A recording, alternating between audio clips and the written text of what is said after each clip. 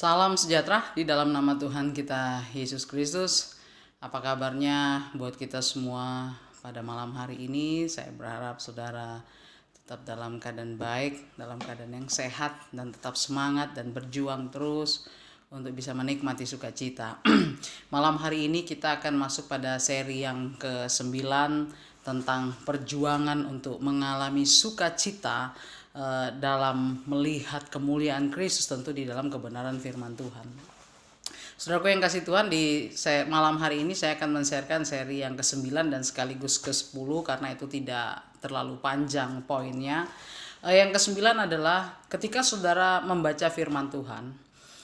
Di poin yang kedua saya mengajarkan saudara untuk fokus terhadap pribadi Kristus dan apa yang menjadi kiprah hidupnya.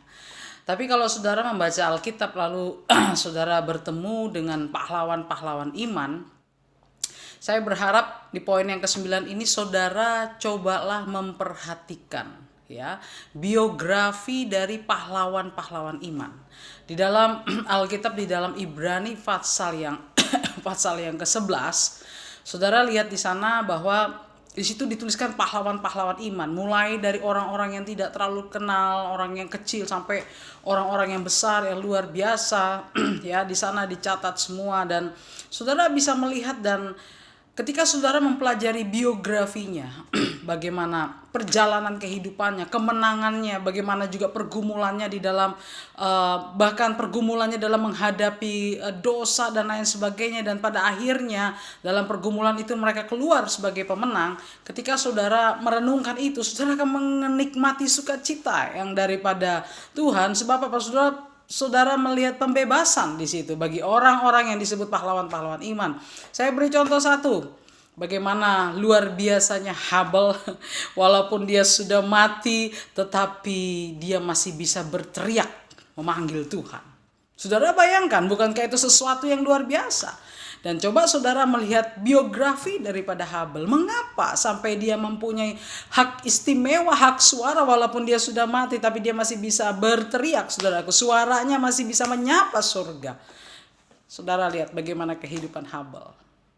Ya, itu salah satu contoh, dan saya berharap saudara dalam merenungkan pahlawan-pahlawan iman itu, saudara ketika merenungkannya mungkin tentang Raja Daud, ya saudara bisa membacanya di Raja-Raja, di Tawarik, saudaraku, memperhatikan perjalanan hidup mereka, dan saudara akan menemukan satu titik garis lurus yang luar biasa bagaimana dengan pergumulan mereka, bahkan dalam kehidupan jatuh bangun mereka, pada akhirnya mereka bisa keluar sebagai pemenang, dan nama-nama mereka dicatat di dalam Ibrani pasal yang ke-11 dan tokoh-tokoh yang lain. Itu poin yang ke-9. Kemudian poin yang ke-10, seri yang ke-10 dalam berjuang mengalami sukacita yang daripada Tuhan adalah, saudaraku, saya tidak tahu apakah saudara adalah orang yang suka membaca buku. Mungkin poin yang ke-10 ini tidak semua orang menarik.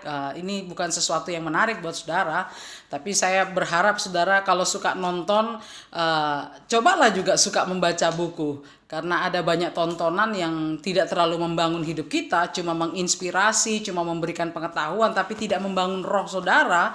Ya, tetapi ada banyak buku-buku, saudaraku, buku-buku rohani yang pada akhirnya itu akan membangun spirit saudara.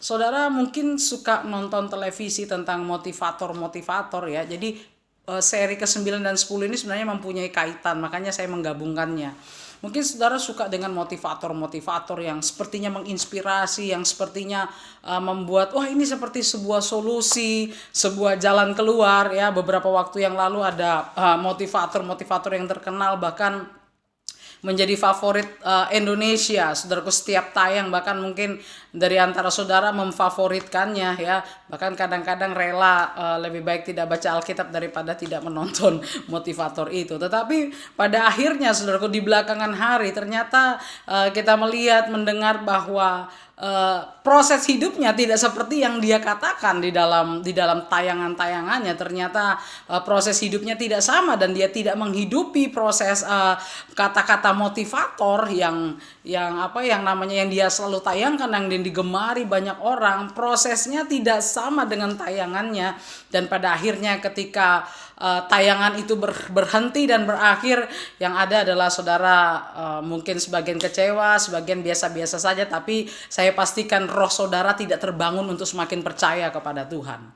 Ya, tetapi saya mengingatkan saudara, belajarlah untuk melihat biografi orang yang bagaimana dia punya pergumulan sampai akhirnya dia mencapai kemenangan. Dan setelah saudara membacanya, saudaraku, saya yakin roh saudara akan dibangkitkan, ya. Nah, salah satunya adalah di seri yang ke-10 adalah saudara membaca buku. Ya, kalau saudara pergi ke toko buku, ya, coba tunjukkan saya satu buku yang membuat saya semangat dan sukacita. Orang akan memberikan saudara maksimal itu biasanya adalah renungan harian yang sangat tipis sekali, saudaraku. Yang sangat tipis dan harganya mungkin tidak lebih dari 12.000 ke bawah, saudara yang dikasihi Tuhan Yesus Kristus. Tapi saya mempunyai pengalaman dalam perjalanan hidup saya dalam membaca buku, bahwa impact dari renungan harian dengan buku-buku yang buku teologi, buku yang lebih tebal, yang itu merupakan satu proses yang pada akhirnya di situ kita melihat hal-hal yang luar biasa, saudaraku, yang justru juga menambahkan kekuatan, menambahkan pemahaman kita ketika kita membaca kebenaran firman Tuhan sebagai landasan, sebagai dasarnya. Saudaraku, saya beri contoh satu, saudaraku. Saya membaca sebuah buku beberapa 15-16 tahun yang lalu, yaitu yang dibuat oleh Tyndale.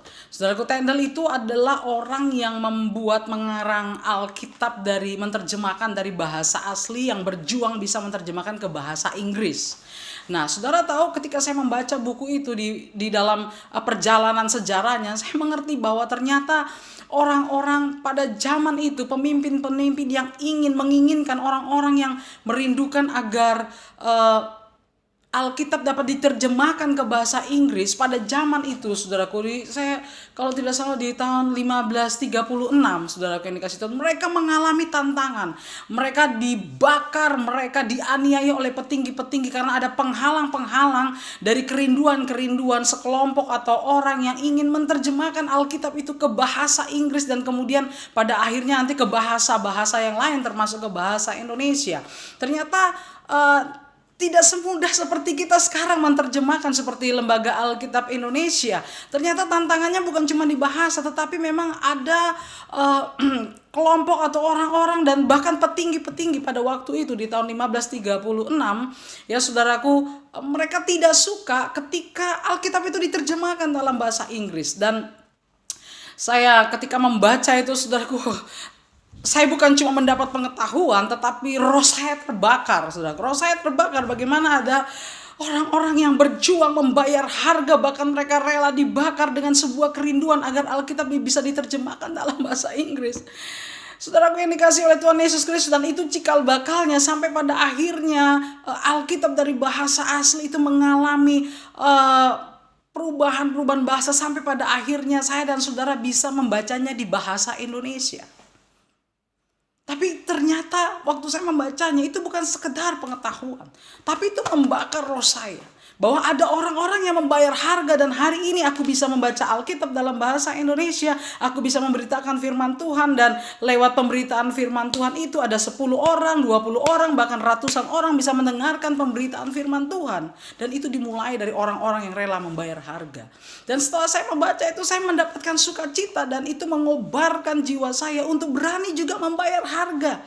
Pada waktu itu Tyndale dan bersama dengan orang-orangnya, saudaraku, bersama dengan orang-orang di zamannya, mereka bersedia dibakar, bersedia dianiaya asalkan Alkitab itu bisa ditransfer dalam bahasa Inggris. Dan saat ini kita yang sudah bisa membaca dalam bahasa Indonesia, harga apa yang akan saudara bayar untuk itu, saudaraku? Dan setelah saya membaca itu, sungguh sampai hari ini itu yang membuat salah satunya saya berani memberitakan Injil, bahkan untuk sebuah pernyataan-pernyataan kebenaran yang sangat tabu untuk disampaikan oleh banyak orang, yang takut kalau disampaikan orang kaya bisa lari, dan orang-orang tertentu bisa membenci dan lain sebagainya. Itu yang membuat saya rela, saudaraku, karena sebelum ini ternyata ada orang yang rela dibakar badannya. Kalau cuma untuk dibenci orang, kenapa harus keberatan? Yang penting kebenaran itu bisa disampaikan. Itu sesuatu yang membuat akhirnya saya bersuka cita, dan saya ingin mengatakan bahwa saya mencintai Tyndale, saya bangga kepadanya, saya mencintai firman Tuhan, dan saya sangat mencintai Injil yang dalam perjalanannya tidak mudah, saudaraku yang dikasihi Tuhan Yesus Kristus. Dan mulai dari Yesus sampai pengikut-pengikutnya tidak ada yang tidak membayar harga, dan saya tahu saya harus membayar harga, dan Anda pun akan membayar harganya. Ketika saya membaca buku-buku yang sangat ringkas seperti renungan harian, memang saya mendapatkan sesuatu, tetapi itu tidak sampai membakar emosional saya yang membuat saya semakin melihat, wow, luar biasa pertarungan pertumbuhan iman ini. Tapi ketika saya membaca buku-buku yang lebih berat, buku-buku teologi, itu membuat saya semakin dapat melihat Tuhan.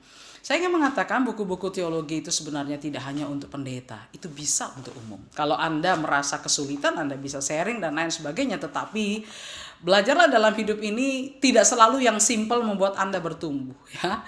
Sesuatu yang simpel nyaris akan membuat saudara jadi simpel juga, ya.